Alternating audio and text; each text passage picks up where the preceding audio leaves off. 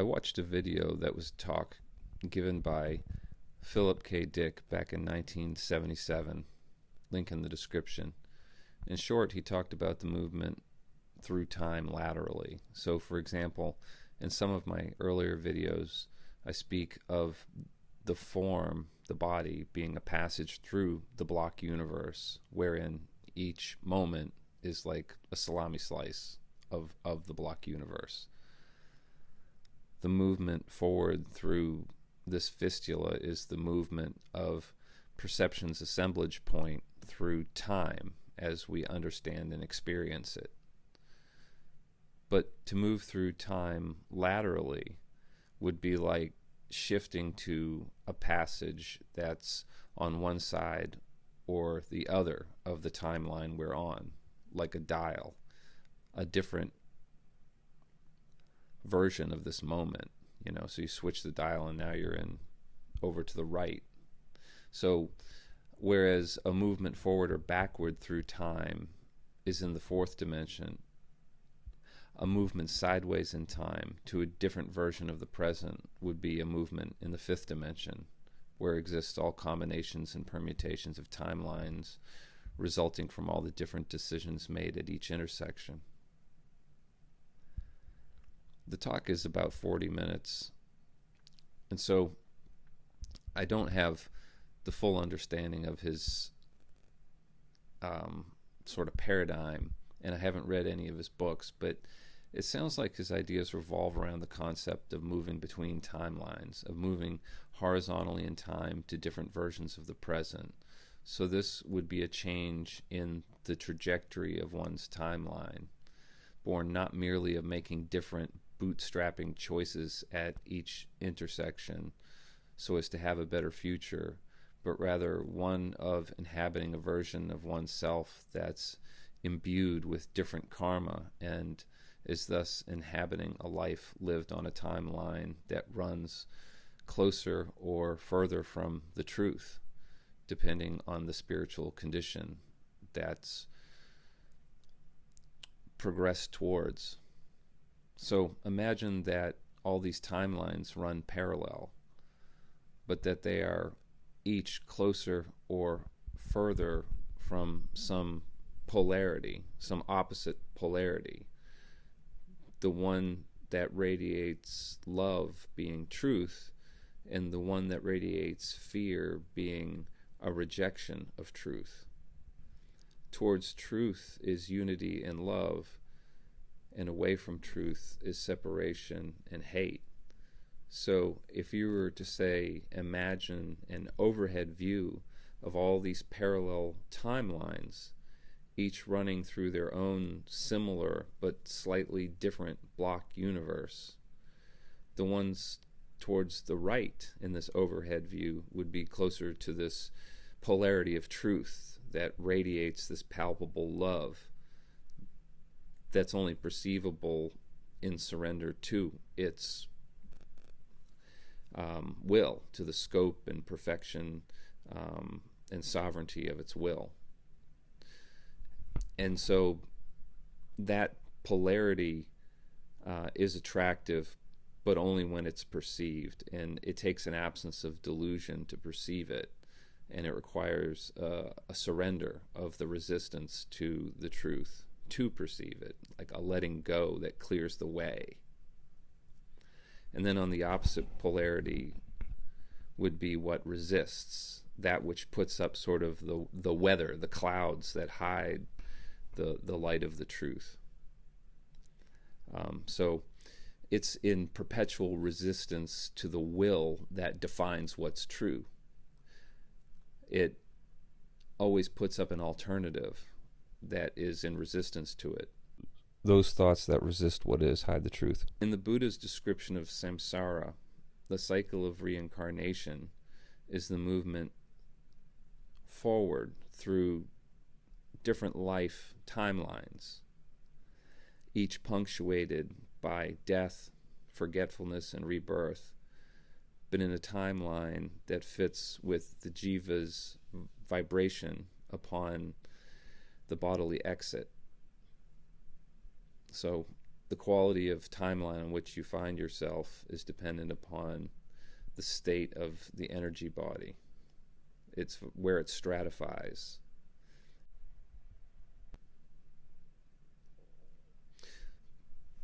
But what Phillip K Dick is describing would be that plus movements laterally. So that those would be like intra lifetime realizations that are so powerful in the way that they pull the assemblage point, like horizontally in time into other timelines.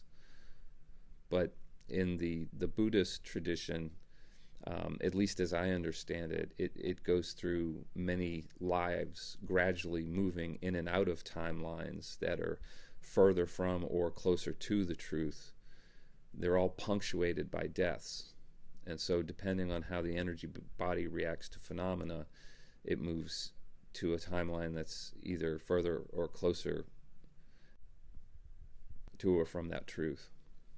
So it's almost like kind of how the concept of the yugas, that there's some ultimate source of truth and that we move farther and closer to it through time. But that would be perhaps within just, one block universe. But there are so many others. And so, anyway, so you go through these lifetimes, and then one day the questioning of suffering source arises, and the answer that's pointed to leads to the Eightfold Path in the case of Buddhism, and the end of suffering through the dispelling of ignorance, through the seeing of its source, and understanding the non-self nature of dependently originated phenomena. As the energy body is less encumbered by the delusions of mind, its vibration ascends and moves it into a birth, the timeline of which runs closer to truth. And then conversely, if delusion reasserts itself, the weight of karma is increased, and there is a lateral leftward movement in time to a birth that commences a timeline that is observed through greater resistance to its truth. No matter how bad the timeline is, if the truth of it is embraced through surrender, the light of truth shining through from a less karmically encumbered timeline that lies laterally to the one currently being experienced, it'll shine through and raise the vibration of the energy body and nourish it. I think what Phillip K Dick is referring to in his paradigm is a situation wherein a person jumps timelines within their own lifetime, such that they have memories of more oppressive living conditions born of truth suppression. And I would say that this could happen if a sufficient amount of letting go were to occur within one lifetime, such that the vibrational level of the energy body pulled the assemblage point laterally to a timeline that's closer to the source of truth, the palpable light shining from which is perceived as love. And just as there's an amnesia between lifetimes going forward through time, as in the Buddhist tradition, Phillip K Dick seems to have experienced memory loss in the movement through time laterally. Like he said, he had vague recollections of another present time, and this was in the 70s, wherein instead of there being the Watergate scandal and President Nixon resigning, there was something far more oppressive in place. So like getting Richard Nixon was sort of the nerfed version of whatever evil reality could have been on the timeline that's further from truth. Now, some of this, what I've talked about here, is augmented by my interpretation of his descriptions based on my experiences. But the implications of this are that there are opposite polarities pulling at our assemblage points, trying to get us into timelines that either pull us towards truth and unity or towards separation from it and from each other. It seems that the denizens of the left side of our overhead diagram do not have their own source of nourishment, but rather need to get it from the source of truth, though transmuted through the karmic lens, the lenses of the beings moving through the timelines. So it's like they need it transmuted to their level, which requires negative energy. It needs to be brought down from the level of love, and distorted. So they're sowers. They cultivate thoughts in people that react to the truth in a way that lowers the vibration. They cultivate a separation from truth that causes the expression of negatively charged loosh for their consumption.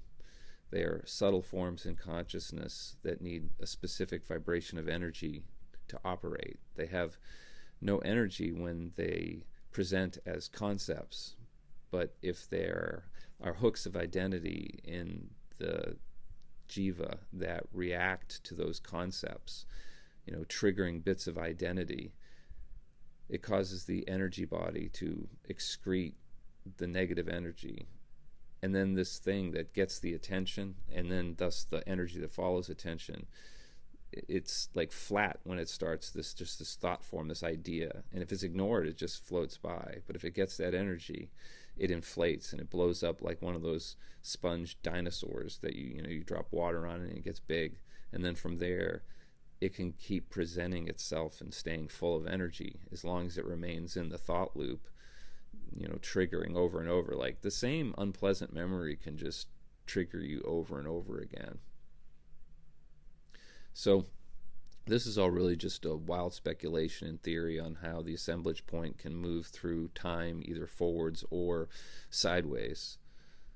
And so this could be one description of the mechanics by which the past is changed, by moving horizontally into a timeline for which the past is, in fact, the road not taken.